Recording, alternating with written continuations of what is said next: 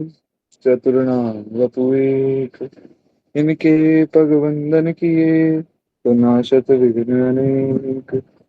वांछा कल्पतरुभ्यश्च कृपा सिंधु यैव च, पतितानां पावनेभ्यो वैष्णवेभ्यो नमो नमः।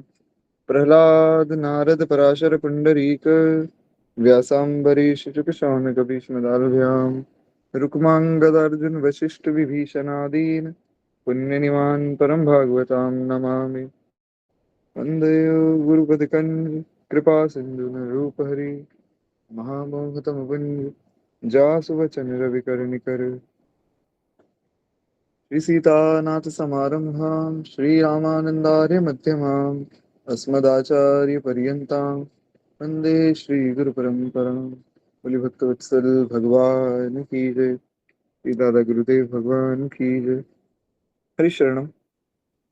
तो खैर, जैसा कि कल की कथा में हमने श्री सद्गुरु चरितामृतम नामक ग्रंथ का एक परिचय देखा था। आज श्री दादा गुरुदेव भगवान के चरित्र में हम लोग प्रवेश करेंगे। श्री गुरुदेव भगवान लिखते हैं कि महाराज, हमारी भारत भूमि में समय समय पर बहुत से जो महापुरुष अनेकों रूपों में जो है अवतार धारण करते हैं। श्री ठाकुर जी अनेक रूप में जो है लीलाएं करते हैं, और अनेक रूप में श्री ठाकुर जी के भक्त भी आकर हम सब पर जो है खूब कृपा करते हैं। या ऐसा कहा जाए कि भगवान ही अपने भक्तों के रूप में आकर हम सबको एक सही राह दिखाते हैं महाराज।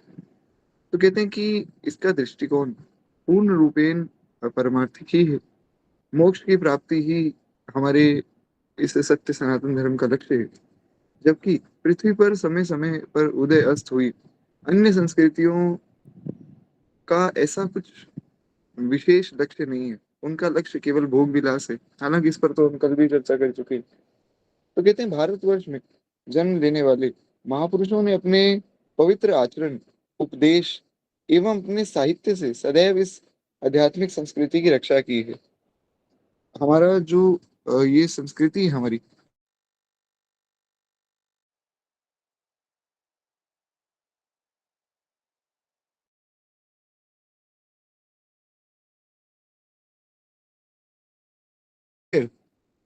जहाँ से हम लोग श्रवण कर रहे थे वहीं से एक बार मैं पुनः थोड़ा सा बता देता हूँ।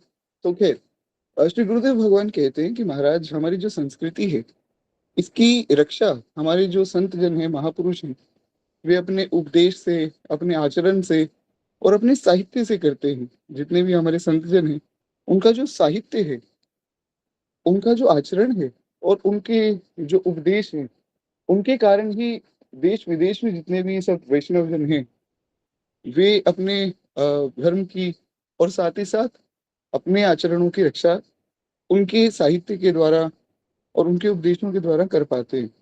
खैर, कहते हैं इन महापुरुषों की कोई श्रेणी निर्धारित करना यद्यपि बड़ा कठिन है, लेकिन फिर भी अगर समझाने के लिए कहा जाए तो स्थूल रूप से ही हम इनकी तीन श्रेणियां निर्धारित कर सकते हैं। मतलब तीन प्रकार के महापुरुष ऐसे संतों की दृष्टि में बताए जाते हैं। हालांकि ऐसा कोई विभाग करना थोड़ा ठीक नहीं है, पर समझाने की दृष्टि से केवल तीन प्रकार से जो है इन महापुरुषों को बांटा गया है। कहते हैं प्रथम श्रेणी में वे महापुरुष हैं जो प्रत्यक्ष और अप्रत्यक्ष रूप से, घोषित अघोषित रूप से श्री भगवान के ही अवतार विशेष हैं।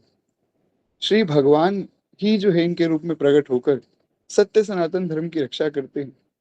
दूसरी श्रेणी में वे महापुरुष हैं जिनका पृथ्वी पर जन्म लेने का कोई उद्देश्य या स्वार्थ नहीं। वे केवल जन कल्याण के लिए और भगवान के जितने सब भक्त जन हैं उनकी सहायता के लिए, उन्हें भगवान से मिलाने के लिए वे आते हैं। परंतु वे स्वयं जो है वे भगवत प्राप्त हैं, और साथ ही साथ वे आप्त काम पूर्ण काम है, नित्य सिद्ध हैं। उनको संसार से कुछ नहीं चाहिए और ना ही उन्हें कोई साधन करना पड़ता है। ऐसा नहीं कि उनको महाराज माला लेकर बैठनी है और उनको वही नित्य सिद्ध है। उनका सब काम पहले ही बना बनाया है। खैर, तो कहते हैं इस प्रकार वे भी जो है धर्म और संस्कृति की रक्षा के लिए भगवान की आज्ञा से आते हैं। ऐसे महापुरुष जो शास्त्रों की भाषा में उनको कारक महापुरुष कहा गया है। और तीसरी श्रेणी में वे हैं जो परमार्थिक साधनाओं की उच्चतर कक्षाओं में पहुंचकर किसी कारणवश जो है वे सर्वोच्च आध्यात्मिक उपलब्धि को किंचन मात्र नहीं पा पाते। कई बार ऐसा होता है कि कोई महाराज खूब उन्होंने तपस्या की, खूब साधन किया, पर अंत में संभव है कि भगवान का नाम मुख पे नहीं आया, भगवान का स्मरण नहीं हो पाया। लेकिन इसका ये मतलब नहीं कि वो भगवान के भक्त नहीं हैं। श्री भगवान गीता जी में भी स्वयं कह रहे हैं, शायद 9वें अध्याय में भगवान कह रहे हैं कि देखो अर्जुन, मेरा जो भक्त है वो अगर कभी कहीं किसी धर्म से च्युत भी हो जाता है तो उसको ऐसा अपराधी नहीं समझना चाहिए, उसको मेरा भक्त ही मानना चाहिए। तो खैर इसीलिए उनको यहाँ महापुरुष कहा गया है। तो किसी कारणवश वे जो आध्यात्मिक उपलब्धियों में सर्वोच्च उपलब्धि है, सर्वोच्च उपलब्धि मतलब भगवान की प्राप्ति, उसको प्राप्त नहीं कर पाते, तो फिर उनका पुनः जन्म होता है। तो वे पुनः जन्म लेकर भजन करके फिर भगवान के पास चले जाते हैं। इसलिए श्री गोस्वामी जी ने एक बड़ा प्यारा प्रसंग लिखा है। हमने कल की कथा में सुग्रीव जी का चरित्र सुना था, सुबह जो भक्तमाल जी की कथा होती, तो हमने एक बड़ी सुंदर बात वहां देखी थी कि बाली के सामने जब श्री ठाकुर जी खड़े थे तो बाली ने कहा कि प्रभु, मेरे सामने आज आप खड़े हैं और आप कह रहे हैं कि बाली तुम अपना जो है अपने प्राण वापस ले लो। तो अगर मैं आज आपके सामने ये बात कह दूं कि मुझे मेरे प्राण वापस चाहिए, तो प्रभु ये बहुत बड़ा अन्याय मैं अपने साथ करूंगा। क्यों? जन्म जन्म मुनि जतन कराही, अंतराम कही आवत नाही। बाली कहते हैं कि प्रभु, कई ऐसे भी महापुरुष हैं जो जन्मों जन्म तक यत्न करते हैं, पर अंत काल में जो है आपका स्मरण नहीं हो पाता है, अंत काल में आपका नाम मुख पे नहीं आ पाता है। तो प्रभु, ऐसी स्थिति में वो लोग पुनः उनको जन्म लेना पड़ता है, और मेरे सामने तो साक्षात आप विराजमान हैं और मैं कह दूं कि मुझे मेरे प्राण वापस दे दो, तो ये तो मूर्खता हो जाएगी। तो खैर, इसलिए ऐसा जो है अस्वीकार्य है, पर उनको महापुरुष ही माना गया। तो इस प्रकार जो है महापुरुषों के तीन भेद मुख्य रूप से बताए गए। खैर एक बार प्रेम से बोलिए भक्त वत्सल भगवान की जय।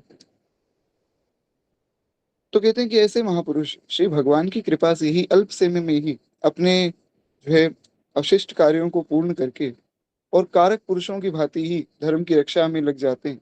और वे अपना भी योगदान धर्म की रक्षा के लिए और हमारी वैष्णवता की रक्षा के लिए करते हैं। और इन्हीं को ही श्रीमद् भगवत गीता में योग भ्रष्ट कहा गया। यहाँ योग भ्रष्ट का तात्पर्य योग की सिद्धि से किंचित विचलित हो जाना है। ऐसा नहीं कि एकदम ही महाराज गिर गए, ऐसा नहीं, किंचित मात्र कुछ गलती उनसे हो गई, अतः पुनः वे जो है अपना जन्म लेकर उसको सिद्ध कर लेते हैं। आध्यात्मिक विभूतियों में इन तीन श्रेणियों का विभाजन होते हुए भी वस्तुतः ये सभी महापुरुष भगवत स्वरूप ही हैं। इनमें ऐसा कोई भेद नहीं करना चाहिए कि अच्छा ये बड़े वाले भक्त हैं, ये छोटे वाले भक्त हैं। ऐसा नहीं करना चाहिए, सब भक्त बराबर हैं और सब भगवान को प्रिय हैं। श्री भगवान ही अपने तेज के किसी न किसी अंश के रूप में प्रकट होकर धर्म की रक्षा करते हैं, और वास्तव में धर्म की स्थापना श्री भगवान का ही कार्य है। किसी मनुष्य में ऐसी सामर्थ्य नहीं कि वो धर्म की स्थापना कर दे। भगवान ने गीता जी में कहा है कि धर्म संस्थापनार्थाय संभवामि युगे युगे। धर्म की स्थापना करने मैं आता हूँ, क्योंकि मेरा धर्म है। शिव पुराण पढ़े तो शिव पुराण में भगवान शंकर कह रहे हैं काकभूषणी जी से कि अगर मैं आज तुझे श्राप ना दूं, मतलब इसका वर्णन जो है रामचरित मानस में भी है और शिव पुराण में भी ऐसा ही कहा गया कि आज अगर मैं तुझे श्राप ना दूं तो मेरा धर्म, मेरा जो वैदिक धर्म है, उसकी हानि होगी। हालांकि काकभूषणी जी के गुरुजी ने तो हाथ जोड़ लिए थे, प्रभु आपका ही पुत्र है, इसको क्षमा कर दीजिए। पर भगवान शंकर ने कहा कि अगर मैं आज इसको क्षमा कर दूंगा तो आने वाले समय में लोग जो है गुरु अवज्ञा करेंगे और मेरे धर्म की हानि होगी, इसलिए इसका जो है इसको सजा तो मिलनी चाहिए, इसको दंड मिलना चाहिए। इस प्रकार से धर्म भगवान का है, या ऐसा कहें कि भगवान ही धर्म है, तो भगवान ही उसकी रक्षा करते हैं किसी न किसी रूप में आकर। कहते हैं यद्यपि पृथ्वी के अन्य भागों में भी समय समय पर दिव्य प्रज्ञा से संपन्न विभूतियों ने जन्म ग्रहण किया है, परंतु भगवत स्वरूप इन महापुरुषों की जो अवतार भूमि है वो प्रधान रूप से भारतवर्ष ही रही है। इसलिए ये देश देवताओं के लिए भी पूजनीय है। देवता भी महाराज प्रार्थना करते हैं कि भारतवर्ष में हमें जन्म मिले। और धर्म प्राण भारतवर्ष चिरकाल से ही भगवान की लीला भूमि भी रहा है। भगवान के जितने ऋषि मुनि संत महात्मा हुए, जितने शूरवीर हुए, वे सब भी भारतवर्ष में ही हुए। जितने बड़े से बड़े दानवीर हुए, अब वो दानवीर कर्ण हो, दानवीर बलि जी हो, वे सब भी महाराज भारत भूमि में ही हुए। और समग्र भारतवर्ष एक महान तीर्थ है।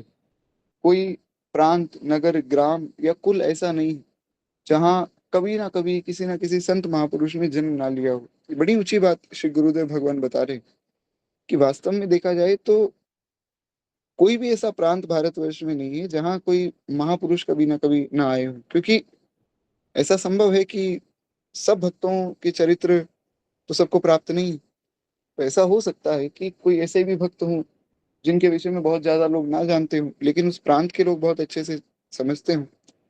तो इसलिए पूरा भारतवर्ष ही वास्तव में एक तीर्थ है।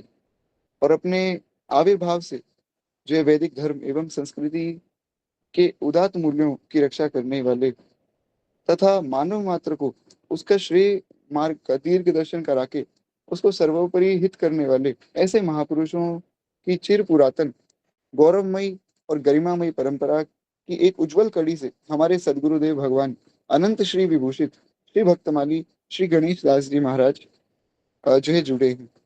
तो श्री दादा गुरुदेव भगवान का यहाँ नाम लिया गया। और श्री दादा गुरुदेव भगवान का जैसा नाम था और वैसा ही उनका मधुर स्वरूप था, अब जो है वास्तव में उनका चरित्र यहाँ से आरंभ हो रहा है। तो अब थोड़ा सब लोग जो है सावधान हो जाए। बड़ा सुंदर चरित्र है। हम उनके चरित्र में प्रवेश करें, एक बार प्रेम से बोलिए श्री दादा गुरुदेव भगवान की जय। सबसे पहले उनकी थोड़ी वंश परंपरा के विषय में जान लिया जाए। कहते हैं श्री महाराज जी के पूर्वज पंडित श्री देवी दीन त्रिपाठी जी उत्तर प्रदेश के बाराबंकी जिले में ग्राम गड़िया के निवासी थे। वे सदाचार संपन्न कान्य कुब्ज ब्राह्मण थे। यानी कि श्री दादा गुरुदेव भगवान वे कान्य कुब्ज ब्राह्मण गोत्र से थे। और उनका जो पैतृक गोत्र है वो तिवारी कश्यप था। आप जो है ब्राह्मणोचित समस्त सदाचारों से संपन्न एवं निष्ठावान पुरुष थे। और हों भी क्यों ना, जो स्वयं इतने बड़े ब्राह्मण हैं, जो स्वयं इतने बड़े धर्मनिष्ठ पुरुष हैं, उनके यहाँ ही तो महाराज दादा गुरुदेव जैसे महान भक्त जो जन्म लेते हैं। तो कहते हैं कि आप स्वयं जो है बहुत सदाचार संपन्न निष्ठावान ब्राह्मण थे। श्री त्रिपाठी जी के पुत्र का नाम श्री मुन्नालाल त्रिपाठी था। और मुन्नालाल जी जो है अपने कुल के आचार विचार एवं गरिमा के अनुरूप परम सदाचार संपन्न विप्रोचित समस्त धर्म कर्म का जो है परायण करते थे और एक तेजस्वी महापुरुष थे। यानी कि श्री दादा गुरुदेव भगवान की परंपरा में जितने लोग थे, मतलब उनसे पहले जो उनके पूर्वज थे, वे सब धर्मनिष्ठ लोग थे। इसीलिए उनका पवित्र कुल था। और ऐसे पवित्र कुल में ही भगवान या संत जो है अवतार लेते। तो कहते हैं कि श्री मुन्ना लाल जी जो कान्यकुब्ज विप्र कुल के गौरव थे, उनका ऋषिकल्प जीवन तप स्वाध्याय निरत था। ऋषिकल्प मतलब जैसे ऋषियों का जीवन होता है ना, वैसी तपस्या से युक्त उनका जीवन था। और वैसा ही जो है उनका स्वाध्याय भी था। खूब प्रेम से महाराज खूब शास्त्रों का अध्ययन करते थे। संध्या वंदन आदि करना, गायत्री का जप करना, खूब प्रेम से वेद आदि का पाठ करना, तो ये सब कार्य श्री मुन्ना लाल जी शुरू से ही करते आए हैं। कहते हैं गृहस्थ आश्रम में रहते हुए भी वे एक विरक्त त्यागी के समान अपना जीवन यापन करते थे। और आप जो है मूर्तिमान स्वरूप थे, अहंकार रहित, यानी कि दीनता के मूर्तिमान स्वरूप थे। कहते हैं कभी कभी तो जो है ब्रह्म बेला में रात्रि तक नदी के कटी पर्यंत जल में खड़े रहकर वे ब्रह्म गायत्री का जप करते। कई ऐसे भी महापुरुष हुए अब जिनकी जो संध्या है वो इतनी लंबी हो जाती है। संध्या वंदन थोड़ा सा मैं अगर सरल शब्दों में कहूँ तो एक तरह की क्रिया है जिसमें भगवान को नमस्कार किया जाता है। 3 बार संध्या वंदन किया जाता है। ब्राह्मण, क्षत्रिय, वैश्य जो है, जो जनेऊधारी हैं, उनको संध्या वंदन करना चाहिए। तो उसमें जो है 3 बार, एक तो सुबह का समय जो ब्रह्म वेला का समय है, एक दोपहर का समय और एक सायंकाल का समय, जब सूर्य और चंद्रमा एक साथ मिलते हैं, तो उस समय में संध्या वंदन किया जाता है। कुछ ऐसे महापुरुष हैं जिनको संध्या वंदन में इतना समय लगता है कि उनका पूरा पूरा दिन संध्या वंदन में ही चला जाता है। अब यहाँ विशेष रूप से सब माताएं तो संध्या वंदन की बहुत विशेष जानकारी देने से कुछ विशेष लाभ है नहीं, तो हम इस बात को प्रणाम करके आगे बढ़े। तो खैर, कहते हैं कि ऐसे समय में आपकी त्रिकाल संध्या गायत्री जप में ही जो पूरा पूरा दिन व्यतीत हो जाता था। इन्हीं मुन्नालाल त्रिपाठी जी के पवित्र वंश में आपके पौत्र के रूप में श्री महाराज जी का प्रादुर्भाव हुआ। यानी कि जो मुन्नालाल त्रिपाठी जी जिनके विषय में हमने अभी सुना कि बहुत धर्मनिष्ठ हैं, एकदम तपस्वी जैसा जीवन है और जैसे ऋषि रहते हैं वैसा जीवन है, खूब स्वाध्याय करते हैं, इन्हीं के ही पौत्र के रूप में, यानी कि मुन्नालाल त्रिपाठी जी श्री महाराज जी के दादाजी थे, तो इन्हीं के पौत्र के रूप में श्री महाराज जी का प्रादुर्भाव हुआ। पंडित श्री देवी दीन त्रिपाठी जी ने अपने इस साधन निष्ठ परायण पुत्र का विवाह नैमिषारण्य के क्षेत्र के कुर्सी नामक ग्राम में कराया। कुर्सी नाम का एक गांव था, वहां पर श्री देवी दीन जी ने अपने पुत्र मुन्ना लाल जी का विवाह करवाया। और वहां पर भी महाराज एक सुंदर ब्राह्मण कुल की सुलक्षणा कन्या से ही उनका विवाह हुआ, क्योंकि पहले के समय में तो महाराज ये इंटरकास्ट मैरिज और अंतर जाति विवाह ये सब नहीं होते थे। आजकल का समय बड़ा भयानक है, सरकार स्वयं ही बढ़ावा दे रही है कि खूब प्रेम से जो है अंतर जातीय विवाह किए जाए। महा अपराध है, बहुत बड़ा अपराध है। खैर, क्या कहा जाए। तो कहते हैं इस प्रकार उनका श्री मुन्ना लाल त्रिपाठी जी का जो विवाह है वो बड़ा प्रेम से और एक पवित्र ब्राह्मण कुल की सुलक्षणा कन्या से करवाया गया। इस प्रकार जो है बाराबंकी जिले के निवासी इस त्रिपाठी परिवार का संबंध जो है नैमिषारण्य विशेष रूप से कुर्सी ग्राम से जुड़ गया। नैमिषारण्य वो स्थान है जहाँ हमारे जो पुराणों में जिनका वर्णन है, जो ऋषि मुनि है जो वहां जाकर तपस्या करते थे, तो नैमिषारण्य बहुत पवित्र स्थान है, एक तीर्थ स्थान है। आपने अगर कोई पुराण सुनी हो, कोई पुराण पढ़ी हो कभी, तो उसमें आपने सुना होगा कि शौनक आदि 88,000 ऋषि जो है सूत जी से प्रश्न कर रहे हैं कि आप हमें ये सुनाइए वो सुनाइए। तो वो कहाँ प्रश्न कर रहे हैं? वो 88,000 ऋषि और श्री सूत जी नैमिषारण्य में ही बैठे हैं, वहीं सब कथाएं चल रही हैं। तो नैमिषारण्य बड़ा पवित्र स्थान है। और कहते हैं मृत्यु लोक की अनिवार्य नियति के अनुसार समय आने पर जो है पंडित देवी दीन त्रिपाठी जी का परलोक गमन हो गया। अब मुन्ना लाल त्रिपाठी जी ने परिवार के समस्त दायित्वों को भली भांति संभाल लिया और अपनी तप स्वाध्याय निरत दिनचर्या का भी विधिवत रूप से वे पालन करने लगे। इसी बीच में आपको 3 पुत्र एवं एक पुत्री की प्राप्ति हुई। इस प्रकार आपकी 4 संतानें हुई। पुत्रों में बड़े थे श्री विश्राम प्रसाद, श्री लक्ष्मण प्रसाद जी, और सबसे छोटे थे श्री द्वारिका प्रसाद जी। अब यहाँ पर देखिए कुछ बहुत विशेष जानकारी आपको जानने की आवश्यकता नहीं है, इसलिए थोड़ा हम धीरे धीरे सरल अर्थ सुनते सुनते आगे बढ़े। तो कहते हैं कि महाराज इस प्रकार जो है उनके 4 संतानें हुई, 3 पुत्र और एक पुत्री। कहते हैं पिता के ऋषिकल्प जीवन का इन बालकों पर स्वाभाविक ही प्रभाव पड़ा। माता पिता आजकल कहते हैं कि क्या करें, हमारे बच्चे जो है फोन बहुत चलाते हैं। अरे भैया, आप बहुत फोन चलाते हो। हमने आज सुबह की कथा में जो है यही सुना किस प्रकार रावण का आतंक था। अब रावण के ही भाई थे श्री विभीषण जी। आज सुबह की कथा में, भक्तमाल की कथा में आपने सुना विभीषण जी कितने अच्छे भक्त थे भगवान के। तो रावण रावण क्यों हो गया? क्योंकि रावण की माता ने उसको नहीं रोका। रावण की माता ने हमेशा उसको गलत शिक्षा दी, उसके कारण रावण रावण हो गया। इसलिए माता पिता का ये परम कर्तव्य है कि वे स्वयं भी अपने आप पे नियंत्रण करें कि हम अगर बहुत ज्यादा फोन चला रहे हैं तो बालक क्या सीखेगा। तो खैर, इसीलिए अब यहाँ पर श्री मुन्ना लाल त्रिपाठी जी बहुत धर्मनिष्ठ व्यक्ति थे, इसलिए जो उनके पुत्र हैं वो भी बहुत धर्मनिष्ठ हैं। तो जी देखिए, संध्या बंदन के बारे में जान के आपको कोई लाभ नहीं होगा। संध्या बंदन आपके लिए है ही नहीं, संध्या बंदन तो केवल पुरुषों के लिए है। पुरुषों में भी उनके लिए जिनका जनेऊ हो गया, और वे भी जो लोग संध्या बंदन करते हैं, जनेऊ तो बहुत से लोग ले लेते हैं, वो संध्या बंदन करते ही नहीं महाराज, बड़ा गलत बात है। तो स्त्रियों को उसके बारे में जानने की कोई आवश्यकता नहीं, आप निश्चिंत रहिए। खैर, तो एक बार प्रेम से बोलिए भक्त वत्सल भगवान की जय। तो कहते हैं कि पिता के ऋषिकल्प जीवन का इन बालकों पर भी बहुत प्रभाव पड़ा है। और सदाचार, तप, स्वाध्याय एवं जप, होम आदि सब जो धार्मिक अनुष्ठान, ये बालक भी उनमें खूब सहयोग करते थे।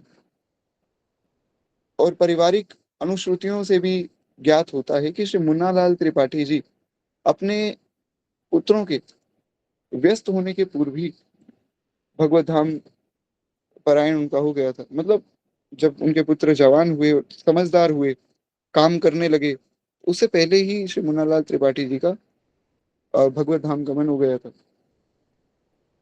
और कहते हैं कि वैधव्य दुख से विकल्प श्री मुन्नालाल जी की जो पत्नी, जो गृहिणी है, वे चार संतानों को लेकर अपने पीहर यानी कि नैमिषारण्य आ गई। मुन्नालाल त्रिपाठी जी का तो जो भगवत धाम गमन हो गया, तो उनकी जो पत्नी है वे विधवा हो गई। तो उन्होंने सोचा अब मैं अकेली क्या करूंगी, तो वे अपने चारों संतानों को लेकर नैमिषारण्य चली गई, जहाँ उनके पिताजी रहते थे। तो इस प्रकार ये परिवार सदैव के लिए बाराबंकी जिले को त्याग कर सीतापुर नाम के जिले में आकर कुर्सी ग्राम में वहां पर निवासी हो गया। मुन्नालाल त्रिपाठी जी के मध्यम पुत्र श्री लक्ष्मण प्रसाद त्रिपाठी जी को महाराज जी के पिता होने का दुर्लभ सौभाग्य प्राप्त हुआ। संत जन अपने माता पिता स्वयं चुन लेते हैं, भगवान अपने माता पिता स्वयं चुन लेते हैं। वाल्मीकि रामायण अगर आप पढ़ें, तो वाल्मीकि रामायण में वर्णन है कि महाराज जब श्री दशरथ जी को ये भाव आया, भाई 60,000 वर्ष हो गए, अभी तक हमारी कोई संतान नहीं हुई, तो हमारा वंश आगे कैसे बढ़ेगा। दशरथ जी भागे गुरुदेव के पास कि गुरुदेव रक्षा कीजिए। तो गुरुदेव ने कहा कोई बात नहीं, आप चिंता मत करो, आपको जो है चार संतानें होंगी, और चारों रूपों में श्री लाल जी ही आएंगे, और कोई नहीं, चारों रूपों में लाल जी आएंगे। तो बोले ये तो बड़ी प्रसन्नता की बात है, यज्ञ आदि की तैयारी करवाई जाए। तो माता अरुंधति जो है श्री वशिष्ठ जी की पत्नी, उन्होंने कहा कि प्रभु, जब आपको पहले ही पता था इनके चार पुत्र होंगे, तो आप इनको पहले ही बता देते। वे बोले कि पहले मैं बता तो देता, पर इन्होंने पहले पूछा ही नहीं। ज्ञानियों की सभा में एक बात बड़ी प्रसिद्ध है कि जो विद्वान जन होते हैं ना, वो व्यर्थ में किसी को ज्ञान नहीं देते हैं। कहीं कोई बैठा है तो आओ भैया तुम्हें कुछ चार बातें सुना दे, नहीं। ज्ञानी लोग उसी को ज्ञान देते हैं जो पूछता है, और पूछता भी, पूछने का भी एक ढंग होता है, संतों से किस प्रकार प्रश्न किया जाए। तो जो बहुत आदर पूर्वक प्रश्न करता है, यही बात भगवान ने गीता जी में कही। भगवान ने कहा कि अर्जुन, सुनाने को तो मैं गीता सबको सुना देता, पर श्रद्धावान लभते ज्ञानम। तुम्हें क्या लगता है मैं क्या दुर्योधन को गीता नहीं सुना सकता था? पर दुर्योधन मूर्ख है, उसमें श्रद्धा ही नहीं है, उसको क्या गीता सुनाऊं? तुमने प्रश्न किया है, आप देखिए गीता जी उठाकर पढ़िए, दूसरे अध्याय का 11वां श्लोक है, किसी के पास हो तो अभी उठाकर पढ़ लीजिए। दूसरे अध्याय के 11वें श्लोक में अर्जुन प्रश्न कर रहे हैं, कार्पण्य दोषो उपत स्वभाव पृच्छामि त्वाम धर्म सम्मूढ़ चेत। अर्जुन ने कहा है प्रभु, मैं तो कार्पण्य हूँ, हे नाथ मुझ पर कृपा कीजिए।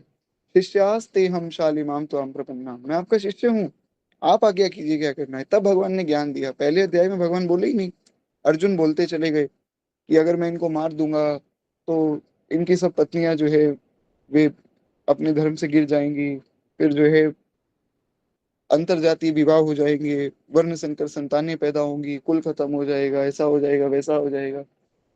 जब अर्जुन ने ये कहा कि प्रभु अब आप बताइए क्या करना चाहिए, भगवान ने तब डांटा। भगवान ने कहा कि तुम मुझे सिखा रहे हो, अरे मेरा बनाया धर्म, मैं ही धर्म हूँ, तुम मुझे धर्म बता रहे हो?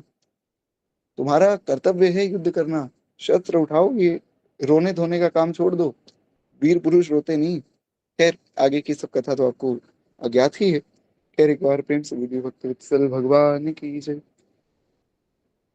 तो इस प्रकार जो है श्री वशिष्ठ जी ने बताया कि महाराज आपको जो है चार पुत्रों की प्राप्ति होगी, आप यज्ञ आदि की तैयारी करो, चार पुत्र आएंगे। तो वहां पर जब श्री दशरथ जी गए हैं अपने महल में, तो दशरथ जी ने सबको बताया कि देखिए हमारे यहाँ चार पुत्र होंगे, और चारों रूप में श्री लाल जी ही आएंगे, और कोई नहीं आएगा।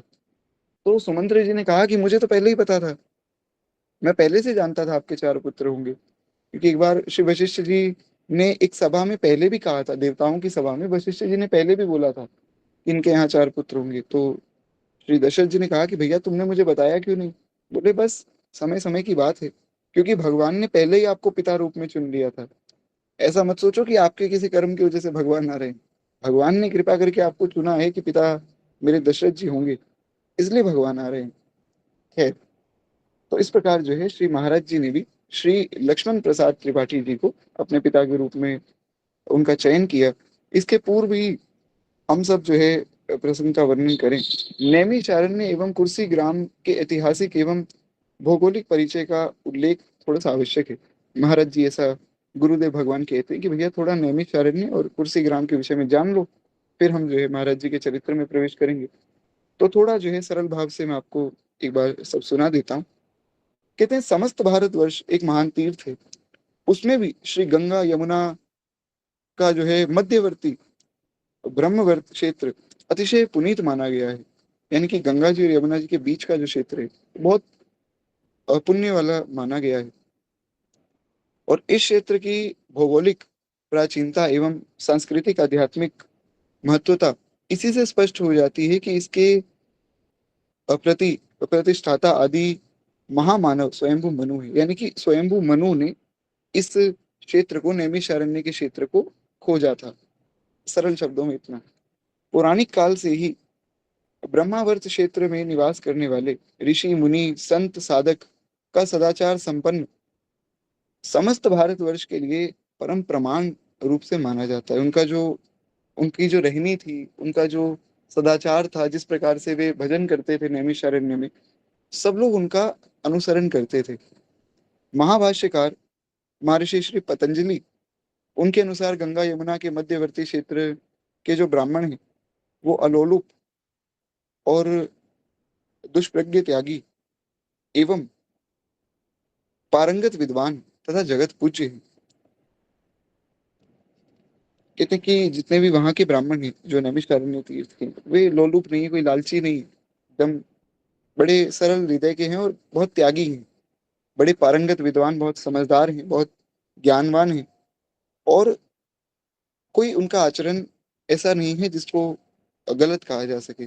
जगत पूज्य हैं, सारा संसार उनकी पूजा करता है। और महाभाष्यकार पतंजलि जी कौन है? जो लोग संस्कृत में व्याकरण आदि पढ़ते हैं वे जानते होंगे। महाभाष्यकार पतंजलि जी ने संस्कृत व्याकरण के क्षेत्र में खूब उनका योगदान रहा है। तो कहते हैं महाभाष्यकार जो है एक पंक्ति में स्पष्ट करते हैं कि मनुष्य के व्यक्तित्व का निर्माण में अन्य अनेक बातों के सामने उनके समान उसके जन्म एवं निवास स्थल की भी मुख्य भूमिका रहती है। किसी व्यक्ति का कहाँ जन्म हुआ है ये बहुत आवश्यक है, उससे उसके चरित्र का निर्माण होता है। अब कोई व्यक्ति महाराज श्रीधाम वृंदावन में पैदा हुआ, अब जो पैदा ही श्रीधाम वृंदावन में हुआ है तो वो आसपास क्या सुनेगा? आसपास श्री किशोरी जी की महिमा, श्री ठाकुर जी की महिमा, भगवान की कथाएं, भगवान की बाल लीला, यही सब तो सुनेगा, तो उसका चरित्र भी वैसा बनेगा। अब कोई पैदा ही ऐसे स्थान में हुआ है जहाँ कोई भगवान का भजन ही नहीं करता है, जहाँ सब लोग भगवान को मानते ही नहीं, तो उस बालक पे फिर वैसा प्रभाव पड़ेगा। तो इसलिए किसी का जन्म कहाँ हो रहा है, उस स्थान की बहुत अहम भूमिका होती है उसके चरित्र निर्माण में।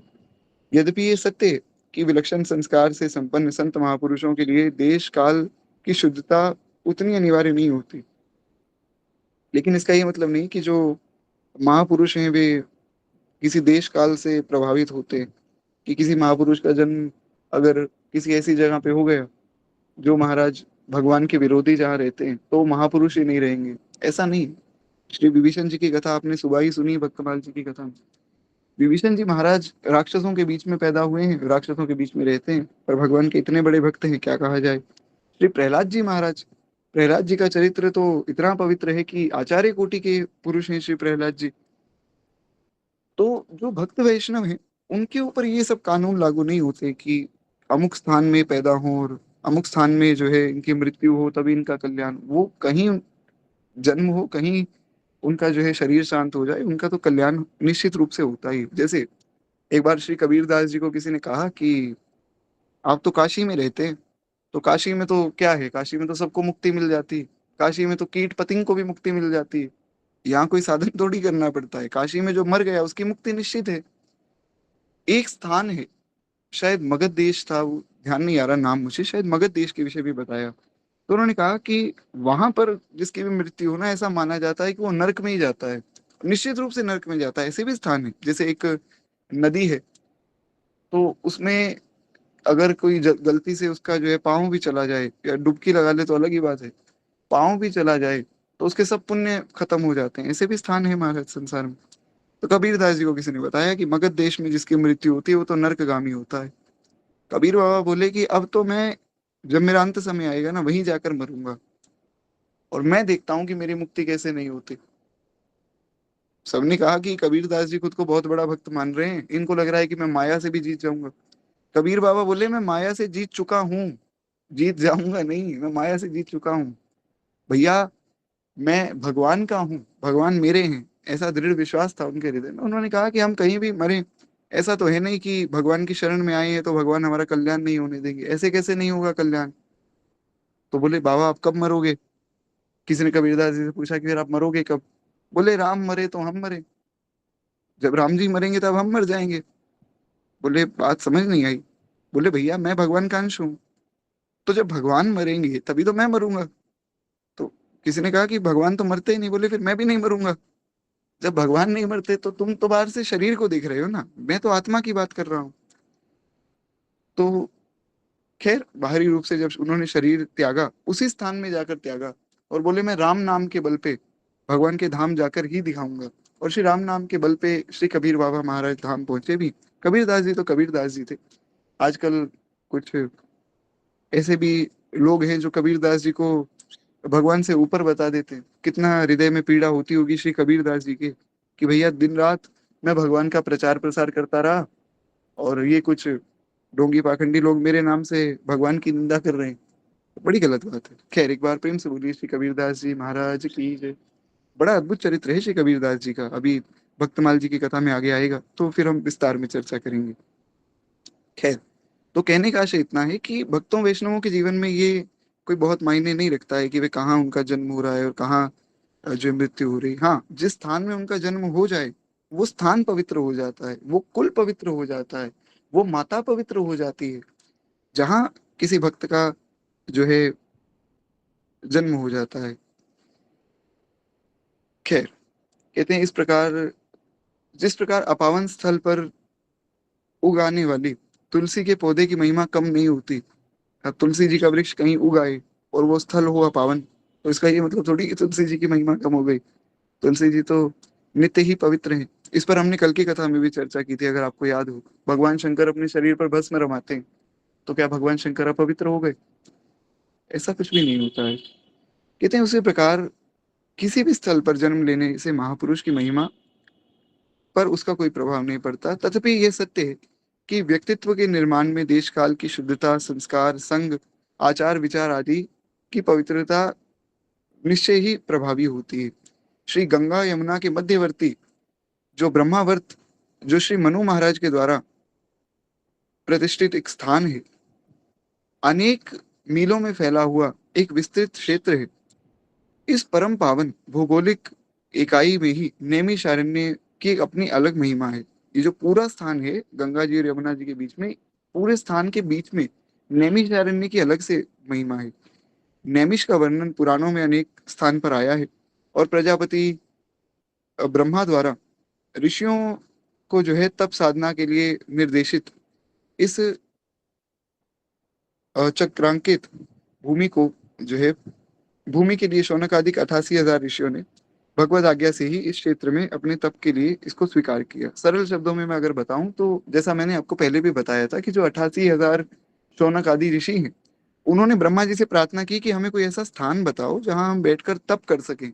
और ऐसा स्थान बताना जो बड़ा शांत हो, ऐसा ना हो कि महाराज हम तपस्या कर रहे हैं और कोई आदमी आ जाए गांव से कि महाराज जी मेरे घर में पैसा नहीं आता है, मुझे बताइए मैं क्या करूं, मेरे बच्चे मेरी बात नहीं सुनते, मैं क्या करूं। तो ऐसा स्थान बताइए जो सबसे दूर हो, जहाँ बहुत शांति हो, हमारा भजन में तप में मन लगे। तो फिर भगवान के भजन के लिए उन्होंने जब स्थान पूछा, तो श्री ब्रह्मा जी ने कहा कि आप ऐसा कीजिए कि गंगा जी और यमुना जी के बीच का जो ये स्थान है, ब्रह्मावर्त स्थान है, उसके बीच में एक नैमिष नाम की जगह है। तो आप वहां चले जाइए, वहां आप खूब प्रेम से भजन कीजिए, खूब प्रेम से तपस्या कीजिए, और सूत जी आदि महापुरुष वहां आएंगे तो उनसे आप बढ़िया बढ़िया पुराणों की कथा सुनना। तो इस प्रकार जो है 88,000 ऋषियों ने इसी स्थान को स्वीकार किया अपने तप क्षेत्र के रूप में। तथा इस वैष्णव क्षेत्र में 1 सहस्त्र वर्ष तक वे यज्ञ की दीक्षा लेकर श्री सूत जी से अष्टादश पुराणों का उन्होंने श्रवण किया। 18 पुराण उन्होंने यहीं सुने, 1,000 वर्षों तक सुनते रहे। सोचिए कितना विस्तार होगा पुराणों का। 1,000 वर्षों तक वे पुराण ही सुनते रहे महाराज। प्राचीन काल में स्वयंभू मनु एवं श्री शत्रुपा जी ने यही तपस्या की थी। हम सुनते हैं ना वर्णन कि स्वयंभू मनु और शत्रुपा जी के मन में आया कि हमने सृष्टि का जो है संचार तो कर दिया, सृष्टि में संतान उत्पत्ति भी हो गई, अब हमारी संतानें सृष्टि चला रही, हमारा कल्याण कैसे हो महाराज। तो फिर स्वयंभू मनु शत्रुपा जिनते भय नर सृष्टि अनूपा, गोस्वामी जी ने कहा कि इनसे सारी सृष्टि हो गई। फिर इन्होंने सोचा कि अब जो है बहुत समय हो गया, अब हम जाएंगे तपस्या करने। अपने जो है बच्चों को उन्होंने सारा राज्य दे दिया। और प्रियव्रत और उत्तानपाद दो पुत्र थे, तीन पुत्रियां थी। तो उसके बाद स्वयं चले गए तपस्या करने। वहां इन्होंने खूब प्रेम से जो है तपस्या की है। भगवान प्रकट हुए, भगवान ने कहा कि मांगो। बोले प्रभु आपसे क्या छिपाना, चाहो तुम ही समान सुत, प्रभु सन कवन दुराव। प्रभु आपसे क्या छिपाना, आपके जैसा पुत्र मिल जाए, और कुछ नहीं चाहिए। भगवान ने कहा कि मेरे जैसा। बोले हाँ बिल्कुल, जैसे आपके आचरण है, जैसा आपका स्वभाव है, वैसा पुत्र हो। भगवान बोले भैया ये तो तुमने मुझे फंसा दिया, मेरे जैसा मैं कहाँ खोजूंगा। आप सरिस खोजूं कहाँ जाई, नृप तब तने होब में आई। मैं अपने जैसा पुत्र कहाँ खोजूंगा, तो ऐसा करूंगा कि मैं ही आपका पुत्र बन के आ जाऊंगा। तो उसके बाद फिर भगवान ने और भी लीला की है। श्री मनु जी से कहा कि और भी कुछ मांग लो। तो मनु जी ने कहा कि जब आप पुत्र बन के आएंगे तो ऐसी कृपा कर दीजिएगा प्रभु, मेरा आप में इतना प्रेम हो जाए, इतना प्रेम हो जाए कि जैसे ही आप मुझसे दूर हो मेरे प्राण निकल जाएं। और वही हुआ। देखिए दशरथ जी से जैसे ही भगवान दूर गए, हार रघुनंदन प्राण प्रीते, तुम बिन जियत बहुत दिन बीते। जैसे ही भगवान दूर हुए, प्राण चले गए। और शत्रुघ्न जी से पूछा, शत्रुघ्न जी ने कहा प्रभु मुझे और कुछ तो नहीं चाहिए, जब आप मेरे पुत्र के रूप में आएंगे तो एक बार आप मुझे अपना दर्शन करा देना, ताकि मैं समझ जाऊं कि आप भगवान हैं, कहीं मैं आपको डांट दूं। भगवान ने कहा कोई बात नहीं मैया, तुम डांट देना। बोले नहीं नहीं, आप मुझे अपना दर्शन कराना। तो भगवान जब प्रकट हुए तो आप सबको ज्ञात ही है किस प्रकार भगवान का विराट रूप था। सर जा रहा था ब्रह्मलोक में, पांव जा रहे हैं नर्कलोक में। तो माता बोली कि प्रभु ऐसे तो संसार मेरा उपहास करेगा। कह दुई कर जोरी स्तुति तोरी, के ही विधि करो अनंता। प्रभु आप तो अनंत हैं, आपकी क्या स्तुति करूं। फिर माता की आज्ञा से भगवान बालक बने। कीजे शिशु लीला अति प्रिय शीला, यह सुख परम अनुपा। अब हालांकि लीला बहुत विस्तार करने का खूब मन तो है, पर क्या है समय की मर्यादा है, हमें आगे बढ़ना है। तो इस लीला को यहीं प्रणाम करते हैं। कहते हैं कि इस प्रकार जो है श्री मनोहर शत्रुपा जी ने यही तप किया। और परम तत्व सर्वेश्वर नित्य सिद्ध अनादि अपौरुषे दिव्य दंपति श्री युगल ब्रह्म सीताराम जी का प्रत्यक्ष दर्शन प्राप्त करते हैं। श्री सीताराम जी दोनों ने इनको दर्शन दिया है, और यहीं से श्री सीताराम जी के अवतार की भूमिका बनी।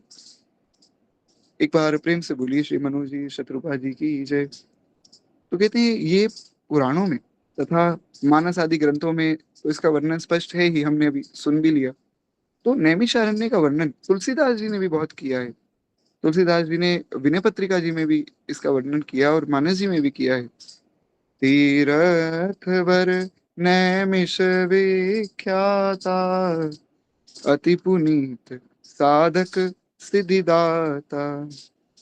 कहते हैं इस प्रकार से जो ये नैमिषारण्य का तीर्थ है ये बहुत विख्यात है। यहाँ जो है सब साधकों को सिद्धि मिल जाती है। और ये बड़ा पुनीत है, बड़ा सुंदर, बहुत शांतिप्रद और बड़ा पुण्य तीर्थ है। कहते हैं नैमिषारण्य की जो परिक्रमा है वो 84 कोस की परिक्रमा ही मानी जाती है।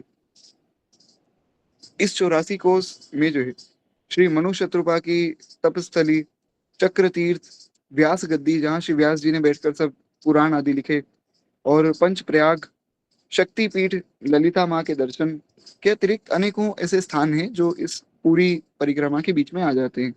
और इसी क्षेत्र में जो है मिश्रित तीर्थ नामक एक परम पुनीत स्थल है, जिसे वर्तमान में अपभ्रंश के रूप में मिश्रिक कहते हैं। अपभ्रंश मतलब जैसे कई ऐसे भी स्थान हैं, शायद आपने भी अपने आसपास कोई स्थान देखा हो, जिसका नाम तो कुछ और है, पर बोलते बोलते बोलते बोलते लोगों ने उसका नाम बदल दिया।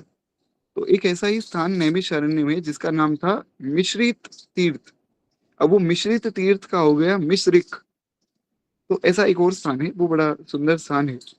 वहां क्या होता है, तो महाराज जी बताते हैं कि वो जो स्थल है, उस स्थल में महर्षि दधीचि द्वारा इंद्र को दिए गए अस्थि के फलस्वरूप विशेष महत्व वो स्थान रखता है। अब ये कथा शायद आप लोग जानते होंगे, कहीं तो मैं सुना देता हूँ।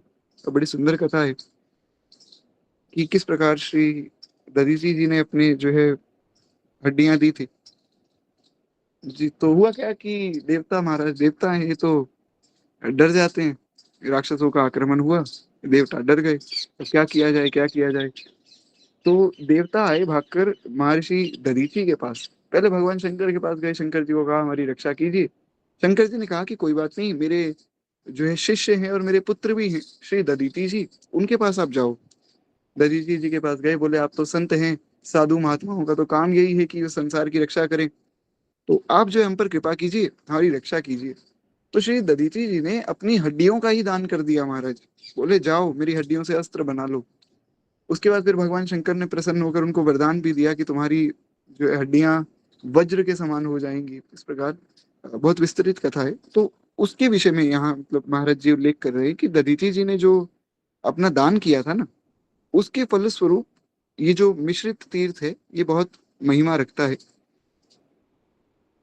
अच्छा, कथा का वर्णन है आगे। कहते हैं कि जब इंद्र ने दधीचि जी से अस्थि दान मांगा, तब महर्षि जो है अस्थि दान के पूर्व सब तीर्थों में स्नान करना चाह रहे थे, और देवताओं ने उनके लिए सब तीर्थों को वहीं बुलवा लिया। देवताओं ने कहा कि अब आप एक एक तीर्थ में जाएंगे तो बड़ा समय महाराज नष्ट हो जाएगा, तो आप ऐसा कीजिए कि हम यहीं सब तीर्थों को बुला लेते हैं, कि सब तीर्थ वास्तव में तो है तो देवता ही, तो वे अपने नित्य स्वरूप में रहते हैं। ऐसा नहीं कि गंगा जी कोई नदी है तो बस नदी बह रही है, ऐसा नहीं है। गंगा जी का एक देवी स्वरूप भी है, वो भगवान के लोक में रहता है। और बाकी जो ये द्रव्य स्वरूप है, बहता हुआ जो स्वरूप है, ये तो हमें दिखता है, जैसे सरयू जी है। तो सरयू जी कोई नदी थोड़ी है, सरयू जी तो साक्षात भगवान के अश्रु हैं जो बह रहे हैं। श्री यमुना जी कोई नदी थोड़ी, यमुना जी तो भगवान की पटरानी है। तो ये उनका एक स्वरूप है। इसी प्रकार सब तीर्थों का भी एक स्वरूप है जो हमें दिखता है, और एक स्वरूप है जो दिव्य स्वरूप है, वो स्वर्ग आदि लोकों में होता है। तो दरीची जी इतना बड़ा महाराज दान कर रहे हैं, संतों की करुणा देखिए, अपनी हड्डियों का ही दान कर दिया कि जाओ तुम्हारी रक्षा होती है तो मेरी हड्डियां ले जाओ। तो इसलिए देवताओं ने कहा कि आप हम पर इतना उपकार कर रहे हैं, हम सब तीर्थों को यहीं बुला लेते हैं, आप सब में यहीं स्नान कर लीजिए। तो सारे तीर्थ वहां आए। अब सारे तीर्थ एक साथ आ तो गए, तो एक ही कुंड बना लिया गया जिसमें सब तीर्थों का जल आ गया। उसको दधीची कुंड कहा गया। तो अतः जो है उस स्थल का नाम फिर मिश्रित तीर्थ पड़ा, क्योंकि उसमें सब तीर्थों का जल आकर मिश्रित किया गया, इसलिए उसका नाम मिश्रित तीर्थ पड़ा है। सूत शौनक आदि जितने भी ऋषि हैं, उनके मध्य में श्रीमद् भागवत कथा के रूप में प्रवाहित हुई भक्ति की गंगा, मनु शत्रुपा की लोकोत्तर भक्तिमयी तपस्या तथा महर्षि दधीचि के अपूर्व अस्थि दान के विलक्षण त्याग की जो स्मृतियां हैं, उन सबको संजोकर रखा हुआ है इस नैमिषारण्य तीर्थ ने। बड़ा ही पवित्र ये तीर्थ है। और तीर्थ जो है कलयुग में विकराल प्रभाव को कम कर देता है। जो लोग नैमिषारण्य तीर्थ में रहते हैं ना, वहाँ कलयुग का प्रभाव बहुत कम है। कलयुग वहां प्रवेश नहीं करता। जैसे श्री चित्रकूट जी के विषय में कहा जाता है कि चित्रकूट में आज भी आप चले जाइए और आप कुछ 5-6 महीने साधन कीजिए गुरु कृपा से, जैसा गुरुदेव बतावें, आपको निश्चित रूप से भगवान लीला करते दिखेंगे। एक संत हुए, नाम तो मैं नहीं दूंगा मर्यादा के कारण, उन्होंने महाराज 6 महीने जो है ये प्रण ले लिया, उनके गुरुदेव ने आज्ञा की कि जाओ चित्रकूट जाओ, वहां जो है सीताराम नाम का जप करना। तो वे सीताराम सीताराम जपते रहते। 6 महीने के अंदर उन्होंने देखा कि एक पहाड़ी के ऊपर श्री ठाकुर जी और किशोरी जी लीला कर रहे हैं। श्री किशोरी जी जो है, पेड़ पे एक झूला लगाया जाता है ना, तो उस पेड़ के झूले पर श्री किशोरी जी बैठी है, ठाकुर जी उन्हें झूला झुला रहे हैं। साक्षात भगवान के दर्शन हुए चित्रकूट में, क्योंकि चित्रकूट भगवान की रासस्थली है, वहां भगवान ने 999 रास किए हैं। और इसी प्रकार हमारा वृंदावन है, हमारा बरसाना धाम है, श्री जगन्नाथपुरी है। तो ये कुछ जो भगवान के नित्य तीर्थ हैं, यहाँ पर क्या है, कलयुग का प्रभाव थोड़ा कम है। अब बाकी कोई ऐसे उल्टे सीधे आचरण करे तो उनके विषय में तो भगवान जाने। बाकी भैया ये तो बड़े पवित्र स्थान है, इनका जो वास्तविक स्वरूप है उसका अगर कोई दर्शन कर ले तो दर्शन करने मात्र से कल्याण हो जाता है। खैर, एक बार प्रेम से बोलिए भक्त वत्सल भगवान की जय। तो कहते हैं इस प्रकार जो है नैमिषारण्य भी ऐसा ही पवित्र तीर्थ है, बड़ा सुंदर और सुहावना तीर्थ है। तीर्थों की महिमा जाननी चाहिए। कभी भी किसी तीर्थ में आप जाए ना, तो वहां पर उसकी महिमा सुननी चाहिए, वहां पर उसके विषय में जानना चाहिए। तो ये बहुत अच्छा होता है। इसलिए किसी तीर्थ की महिमा सुनने से, जैसे अब मान लीजिए आप में से कई ऐसे लोग हैं जो नैमिषारण्य शायद ना जा सके, पर आपने उसकी महिमा सुनी तो ऐसा समझिए आपको जाने का फल यहीं प्राप्त हो गया। यही तो हमारी पुराणों की महिमा है। कहते हैं कि इस प्रकार से जो है ये कलयुग के प्रभाव से बचा हुआ है। और हाँ, इसमें जो है सघन वृक्ष लताएं हैं, और ऋषि कल्प संतों के आश्रम आज भी सुशोभित हैं। आज भी ऐसे ऋषि वहां रहते हैं जो ऋषि कल्प हैं, यानी कि जो पुराने समय में सतयुग के ऋषि रहते थे वैसी उनकी रहनी। और कहते हैं नैमिषारण्य का जो स्वरूप है ये अनिर्वचनीय है। इसके बारे में जितना कहा जाए उतना कम है। वर्तमान युग में भी यहाँ त्रिभुवन पावनी अनेक महाविभूतियों का जन्म हुआ है, हो रहा है और आगे भी होगा। तो परम सिद्ध संत श्री कान्य कुब्जाचार्य, श्री वैष्णव कुलभूषण, बड़ी छावनी के संस्थापक बाबा श्री रघुनाथ दास जी महाराज, हमारे श्री धाम अयोध्या जी में एक स्थान है।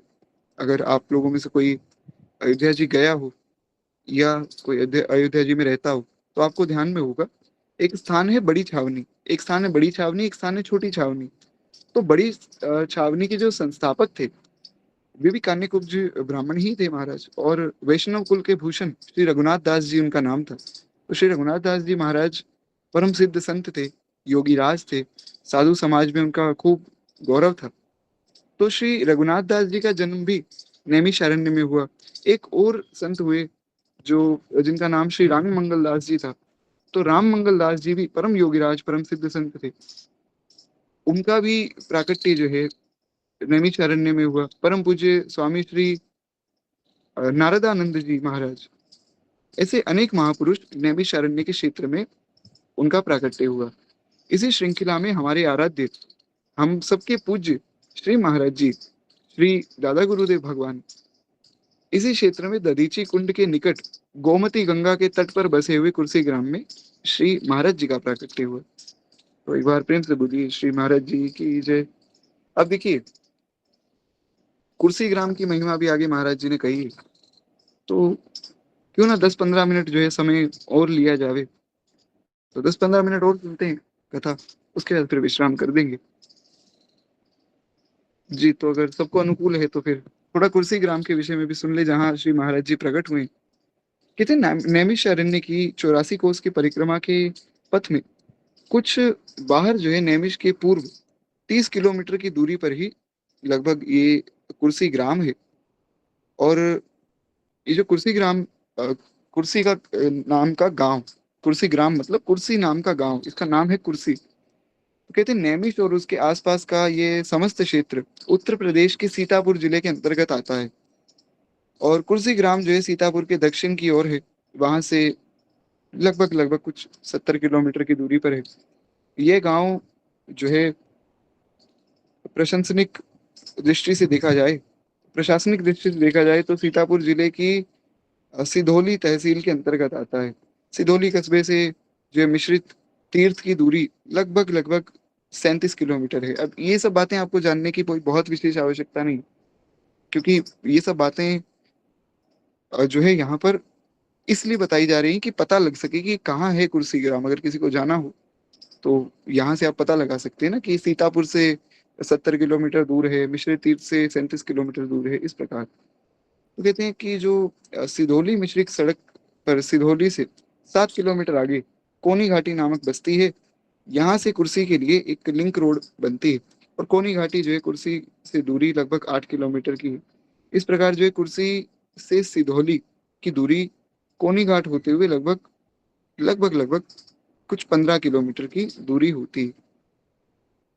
तो ये सभी सड़क मार्ग कुछ दशक पूर्व ही बने हैं। श्री महाराज जी जब अपने बाल्यकाल में थे तब, अब तब की बात सुनिए, ये बात थोड़ी आवश्यक है। कहते हैं कि तब यहाँ कोई ऐसी सड़कें नहीं थी, ऊंची नीची जो है पगडंडियों से होकर, जंगली रास्तों से होकर एक ही स्थान दूसरे स्थान से जाना पड़ता था। जब श्री दादा गुरुदेव भगवान का प्राकट्य हुआ था तब की बात है। कहते हैं कुर्सी ग्राम गोमती नदी के तट पर स्थित है और तट पर कुछ ऊंचाई पर बसा होने से संभव है कि इस गांव का नामक कुर्सी पड़ गया हो। ऐसा हो सकता है कि तट से थोड़ा ऊपर है ना, तो इसलिए नाम रखा गया हो कुर्सी। प्राकृतिक प्राकृतिक भाषा है, और कुर्सी शब्द ये भूमि तल से थोड़ा सा किसी भी ऊंची वस्तु को लोक भाषा में कुर्सी कहा जाता है, तो इस कारण से उसका नाम शायद कुर्सी पड़ा हो।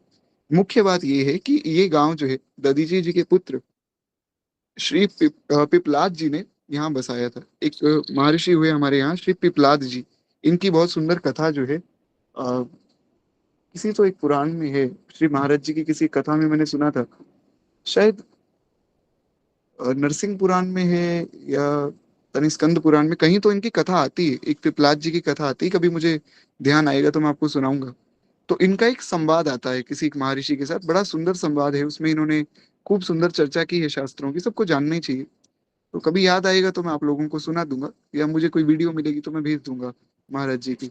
खैर, तो कहते हैं कि जो पिपलाद जी थे, पिपलाद ऋषि ने ही इस स्थान की स्थापना की थी। ऐसा भी कहा जाता है कि लोगों के बार बार जिज्ञासा करने पर को ऋषि कौन है वो ऋषि जिन्होंने स्थापना की, तो ऐसा लोग प्रश्न करते थे, इस कारण से इसका नाम कुर्सी पड़ गया हो। ऐसा भी हो सकता है, जैसे द्वारिका है, तो द्वारिका के विषय में एक बात प्रसिद्ध है संतों के मध्य में, कि जब भगवान ने द्वारिका नगरी बनाई, और वो द्वारिका नगरी ऐसी विचित्र थी महाराज, उससे पहले ऐसी कोई नगरी बनी नहीं, आज तक द्वारिका जैसी कोई नगरी नहीं हो पाई। तो श्री ठाकुर जी ने नगरी बसा दी और सब लोग महाराज वहां पहुंच गए, भगवान ने तो सोते सोते ही सबको पहुंचा दिया। तो जब सब उठे तो सबने देखा कि इसमें तो कोई गेट ही नहीं है, कोई द्वार ही नहीं है। तो सब ऐसा पूछ रहे थे, द्वार कहाँ, द्वार कहाँ। तो उसका नाम पड़ गया द्वारिका। इस प्रकार से तो अपभ्रंश होते होते चीजें, नाम बदल जाता है चीजों का। जैसे एक आपको एक बात बताता हूँ शास्त्रों की। हम सुनते हैं ना घृणा, घृणा शब्द आपने सुना होगा। हमेशा इसको थोड़ा गलत भाव में लेते हैं कि भैया ये तो हमसे बहुत घृणा करते हैं, यानी कि ये हमसे द्वेष रखते हैं। ऐसा आपने सुना होगा निश्चित रूप से। लेकिन संस्कृत में जो घृणा शब्द का अर्थ है वो किसी से द्वेष करना या किसी को पसंद ना करना, ऐसा नहीं। संस्कृत में घृणा शब्द का अर्थ है दया करना। तो अब जो लोग ऐसा प्रयोग करते हैं वे शायद जानते ही नहीं कि इसका अर्थ क्या है। तो ऐसी बहुत सी चीजें हैं जो लोक भाषा में आकर बदल जाती, इसलिए तो गोस्वामी जी ने रामचरितमानस लोक भाषा में लिखी। वे भी अगर संस्कृत में लिख देते तो विश्वास मानिए बहुत से लोग अपना कल्याण ही ना कर पाते। आज जितने लोगों का कल्याण रामचरितमानस ने किया है, दास की दृष्टि में ऐसा अन्यत्र कोई ग्रंथ नहीं है जिसने इतना कल्याण किया। मतलब सब ग्रंथ, सबका खूब सम्मान है, सब भगवत स्वरूप ही है। पर मानस जी जैसी अमृत की गंगा अगर संस्कृत में होती, विश्वास मानिए बहुत से लोग वंचित रह जाते उस सुख से। और ऐसा शायद गोस्वामी जी संस्कृत में लिख भी ना पाते, शायद ऐसा दास का भाव है जो उन्होंने अवधि में लिख दिया है। इतना अद्भुत ग्रंथ रच दिया है कि मानो साक्षात सबके हाथ में अमृत का प्याला दे दिया कि लो भैया पी लो और चले जाओ भगवान के धाम। खैर, एक बार प्रेम से बोलिए गोस्वामी श्री तुलसीदास जी महाराज की जय।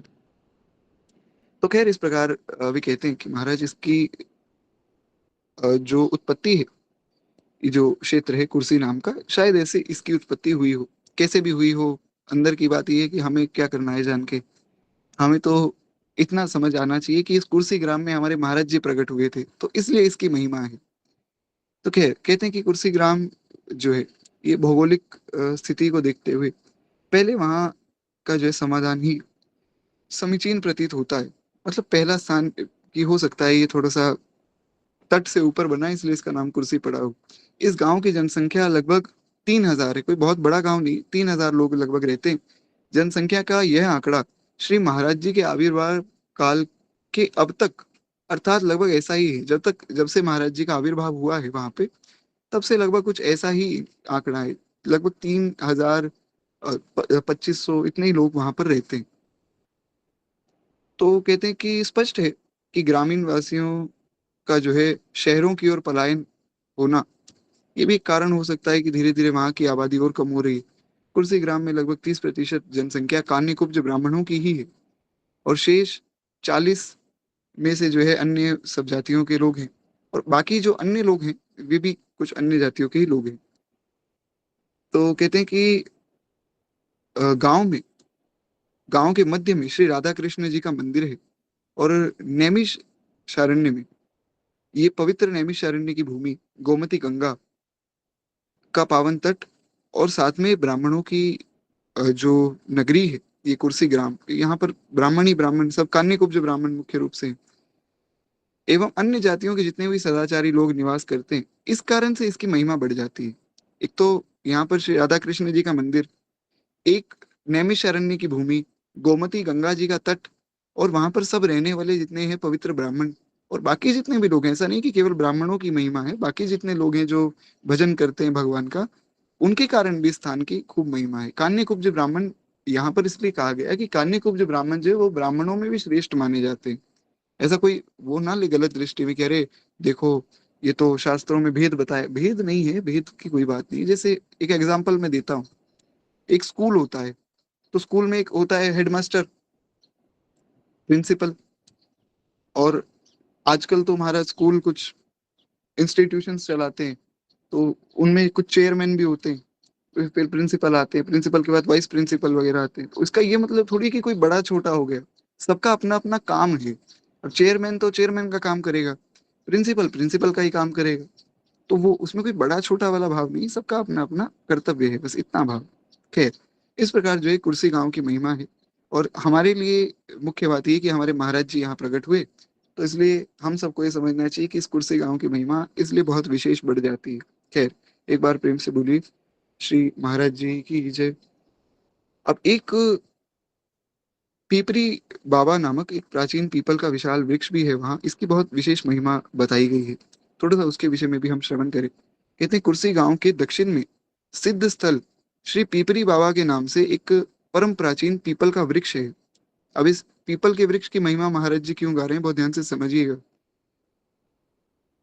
कहते हैं यह स्थल गोमती नदी के तट पर ही है, और गांव में पीपरी बाबा की दूरी लगभग 1 किलोमीटर की है। पीपरी बाबा स्थल की जो है गांव में बहुत मान्यता है। इस स्थल के दर्शन पूजन करने से श्रद्धालुओं की अभिलाषाएं पूर्ण हो जाती हैं। अति प्राचीन काल में किसी तपस्वी संत ने इसी पीपल के नीचे बैठकर जो है खूब तप किया था। आजकल तो एक ऐसी भ्रांति भी फैलाई जाती है कि पीपल के पेड़ पे तो रात को 12 बजे भूत आ जाते हैं, पीपल के पेड़ से बचो। भैया मैं तो रहता ही पीपल के पेड़ के नीचे हूँ। हमारे तो जो परदादा जी के पिताजी थे, उन्होंने बचपन में खेलते खेलते उनको किसी ने बताया कि भैया पेड़ लगाने की बड़ी महिमा है। तो हमारे उन दादाजी ने अपने मित्रों के साथ मिलके वे बोले कि चलो पेड़ लगाएंगे, तो उन्होंने हमारे घर के सामने ही पेड़ लगा दिया। आज तो वो लगभग 250 साल से भी ऊपर हो गया इस पेड़ को। तो हम तो उसकी छांव के नीचे ही रहते हैं, हमें तो कोई भूत प्रेत दिखा नहीं। ऊपर से क्या है, हमारे तो यहाँ पे मंदिर भी है, उन्हीं दादाजी ने मंदिर की भी स्थापना की थी। तो हम तो महाराज बड़े आनंद में रहते हैं। बाकी कहीं किसी पीपल के पेड़ में किसी को भूत दिखा हो तो अलग बात है, हमें तो ठाकुर जी दिखते हैं यहाँ पे। पीपल साक्षात भगवान का स्वरूप है, ये ऐसी भ्रांतियों में विश्वास नहीं करना चाहिए। अभी कार्तिक मास की कथा होगी, उसमें तो शायद इस बार कुछ बात बन ना पावे, देखते हैं क्या ठाकुर जी व्यवस्था बनाते हैं। हर साल हमारे ग्रुप में भी ठाकुर जी की कृपा से कथा होती है कार्तिक मास की, उसमें हम सुनते हैं, जो लोग पिछली बार जुड़े थे आपने सुना होगा कि पीपल के पेड़ में साक्षात भगवान निवास करते हैं। हाँ, बाकी दिनों में जो उसका स्पर्श ना किया जावे, शनिवार के दिन विशेष रूप से श्री लक्ष्मी नारायण भगवान आकर निवास करते हैं पीपल के वृक्ष में। तो इसलिए ऐसा कुछ भ्रांतियों पर विश्वास नहीं करना चाहिए। और कोई अगर ऐसा कहे भी कि अमुक पेड़ में भूत है और अमुक पेड़ में भूत है, तो उन्हें कहिए भैया आप ये बताओ कि कोई ऐसा स्थान बताओ जहाँ भगवान ना हो, और जहाँ भगवान नहीं है वहां भूत होते हैं। तो कोई ऐसा स्थान ढूंढिए जहाँ भगवान ना हो, वहां मैं मान सकता हूँ कि भूत है। जहाँ भगवान है वहां भूत कैसे आ सकता है। तो इन सब बातों से बचना चाहिए। खैर, तो कहते हैं अति प्राचीन काल से इस पीपल के पेड़ के नीचे बैठ के एक किसी महात्मा ने जो है साधन किया होगा, उसके कारण जो है इस पीपल के वृक्ष की बहुत महिमा बढ़ गई। कुछ लोगों ने यह भी मत किया है कि वे संत महर्षि दधीची के पुत्र पिपलाद ही थे साक्षात, जिन्होंने यहाँ बैठकर तपस्या की। जो भी हो, ये स्थल एक तपस्वी संत की साधना का स्थल है, ये निश्चित है। श्री महाराज जी ने भी बाल्यकाल में इस स्थल पर खूब गायत्री पुरस्रण किया है। और आगे चलकर यथा स्थल हम इस घटना का उल्लेख भी करेंगे। महाराज जी मतलब हमारे गुरुदेव भगवान बता रहे हैं कि आगे जब श्री दादा गुरुदेव का चरित्र हम सुनेंगे ना, तो उसमें इस स्थल का भी वर्णन आएगा कि किस प्रकार श्री महाराज जी वहां गए, किस प्रकार उन्होंने लीला की। तो वो हम फिर आगे सुनेंगे। अब है जननी जनक, महाराज जी के जो जन्मदात्री माता और पिताजी, उनके विषय में थोड़ा सा यहाँ बताया गया है। तो थोड़ा सा उनके विषय में सुने, उसके बाद फिर वाणी को विश्राम देंगे। हालांकि मन तो यही है कि चलता रहे चरित्र, क्या दिक्कत है, सुनते रहे। तो थोड़ा उनके विषय में हम जाने। कहते पूर्व में उल्लेख कर चुके हैं कि मुन्ना लाल त्रिपाठी जी के देहावसान के पश्चात उनकी गृहिणी अपने तीनों पुत्रों को लेकर बाराबंकी जिले में आ गई। ये अभी हमने सुना थोड़ी देर पहले। तो कहते हैं कुर्सी ग्राम में वे चली आई, और भजन परायणता, सत्यनिष्ठा एवं विप्रोचित सदाचार के संस्कार इन बालकों को अपनी पैतृक विरासत के रूप में प्राप्त हुई। यानी कि इनके पिताजी बहुत धर्मनिष्ठ थे। अभी मैंने आपको सुनाया श्री मुन्नालाल त्रिपाठी जी के विषय में। तो जितने धर्मनिष्ठ वे थे, उतने ही धर्मनिष्ठ, सदाचार संपन्न और भगवान के उतने ही बड़े भक्त उनके पुत्र भी हुए। तो जो तीन पुत्र थे, वे तीनों ही महाराज खूब सुंदर जो है वैष्णव बने, ब्राह्मण बने, वो तो है ही। तो खूब महिमा है ब्राह्मणों की, उसमें भी विशेष रूप से वो वैष्णव बन गए। बहुत बड़ी महिमा है। तो कहते हैं तीनों ही पुत्रों में ये संस्कार विकसित होते हुए भिन्न भिन्न रूपों में जो है वे पुष्पित भी हुए हैं, पल्लवित भी हुए हैं। सबसे छोटे जो श्री द्वारिका प्रसाद जी थे, वो गृह त्याग करके विरक्त संत बन गए। पहले के समय में क्या होता था कि एक एक व्यक्ति की बहुत सी संतानें होती थी। तो बहुत सी संतानें होने का लाभ लाभ ये था कि ऐसा भाव किया जाता था कि कोई ना कोई एक संतान तो महाराज गया जी जाएगी, श्राद्ध करेगी माता पिता का। कोई ना कोई एक पुत्र तो संत बनेगा, साधु बनेगा, जो कुल को तार देगा। कोई ना कोई एक पुत्र तो ऐसा होगा जो जाकर बॉर्डर पे खड़ा होगा, देश की रक्षा करेगा। तो आजकल तो महाराज क्या कहा जाए, बड़ा कठिन समय है। हमारे महाराज जी तो कहते हैं भैया, ये जितना भी सब कार्य हो रहा है सरकार की तरफ से, ये सब गलत है कि ज्यादा संतानें ना हो किसी की। और कोई एक संतान है, उनको भी कोई अच्छी शिक्षा तो लोग दे नहीं रहे कि कोई तुम देश के लिए कुछ काम करो। देश के लिए ना करो तो भैया कुछ अपने आसपास के समाज के लिए कुछ कर दो। उतना नहीं तो घर के लिए तो कुछ कर दो। लोगों ने श्राद्ध करना ही बंद कर दिया। एक वृंदावन के कोई महापुरुष है, महाराज कथा करते हैं, उन्होंने कह दिया कि क्या तुमने कभी देखा है कि राधा जी का श्राद्ध हो रहा है?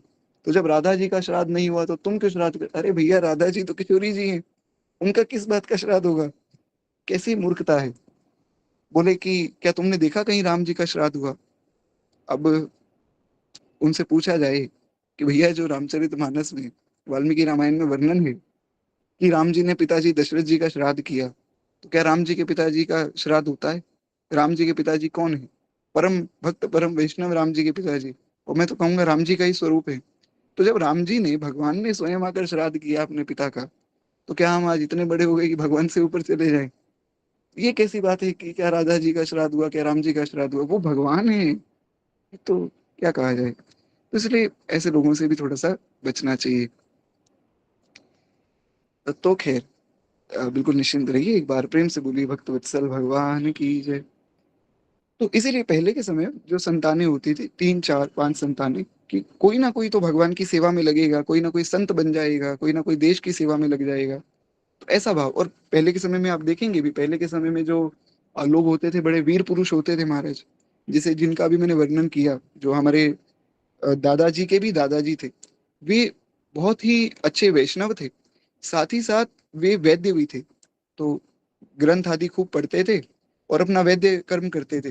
तो 5 बजे तक उनका समय था कि 5 बजे तक जो है, जो भी आएगा उनको हम दवाई देंगे, और 5 बजे के बाद जो भी आएगा उसको मुफ्त में दवाई दे देंगे। कोई गरीब व्यक्ति आता, कहता मेरे पास धन नहीं है, तो उसको मुफ्त में दे देते कि भैया कोई बात नहीं, तुम स्वस्थ हो जाओ। और उनकी दवाइयाँ इतनी कारगर होती थी कि एक बार कोई अंग्रेजी शासन था, तो कोई एक अंग्रेज ऑफिसर आए और उन्होंने आकर यहाँ, जो उनके पीओ वगैरह थे, उन्होंने कहा कि देखिए हमारे जो सर हैं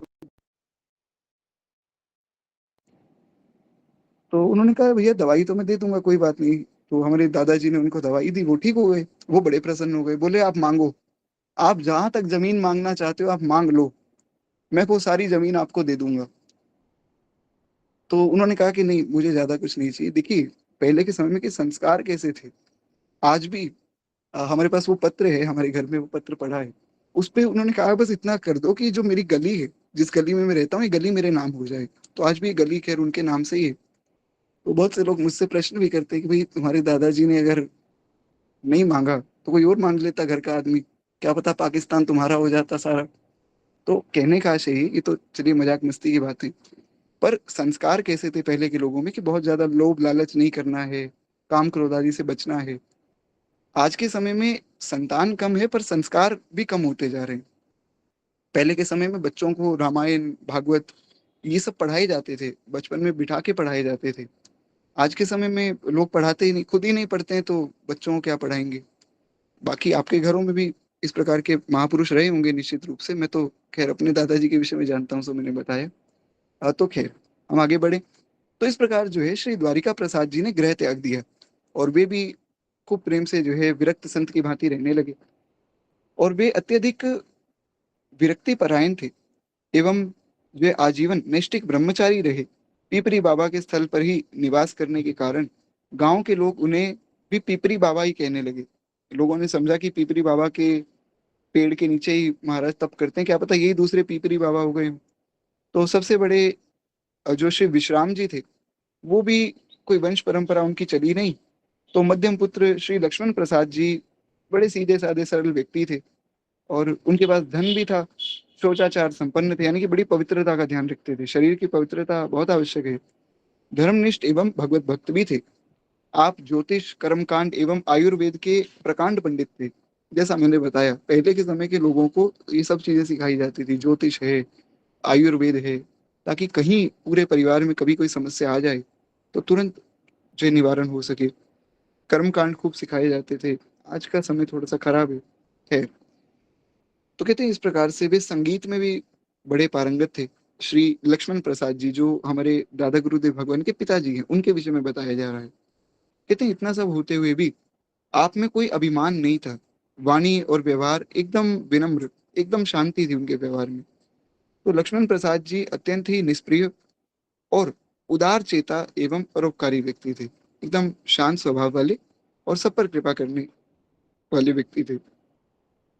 अब उनके यहाँ श्री दादा गुरुदेव भगवान का प्राकट्य कैसे हुआ, किस प्रकार श्री दादा गुरुदेव भगवान आए, और किस प्रकार उन्होंने फिर आगे सब लीलाएं की, वो हम कल की कथा में सुनेंगे। जहां तक मुझे लग रहा है कि, क्योंकि मैंने देखिए ये सोचा था कि महाराज 5-7 दिन अभी मेरे पास हैं, तो 5-7 दिन में इस ग्रंथ को हम पूर्ण कर देंगे, पर दास के विचार से शायद वो संभव ना हो सके। तो कोशिश ये करेंगे कि एक खंड इस ग्रंथ का हम जो है कुछ आगे आने वाले 5-6 दिनों में पूर्ण कर लेते।